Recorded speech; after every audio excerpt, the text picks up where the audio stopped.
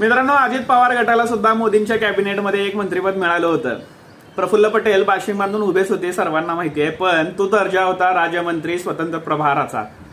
आणि प्रफुल्ल पटेल यांचा अनुभव बघता त्यांना राज्यमंत्रीपद नको होतं, त्यांना कॅबिनेटमध्ये मंत्रिपद हवं होतं. आणि त्यामुळेच प्रफुल्ल पटेलने राज्यमंत्रीपद घेण्यासाठी नकार दिला. तर दुसरीकडे सुनील तटकरे हे राज्यमंत्रीपद घ्यायला सुद्धा तयार बसले होते. पण आता इथं एकाला मंत्रिपद दिलं तर वरचा नेता नाराज होईल आणि वरच्या नेत्याला नाराज करायचं अजित पवारला नव्हतं आणि त्यामुळेच त्यांनी हे मंत्रिपद नाकारलं. आणि दुसरीकडे सर्वात महत्वाचं म्हणजे आता काही आमदार सुद्धा शरद पवार गटामध्ये जायला इच्छुक आहेत. तशामध्ये या दोघांपैकी कोणीही सुनील तटकरे असतील किंवा प्रफुल्ल पटेल हे जर अजित पवार गट सोडून शरद पवार गटात गेले तर अजित पवार गटाला मोठा डॅमेज झाला असता. या दोघांचा मान राखण्यासाठी त्यांनी मंत्रिपद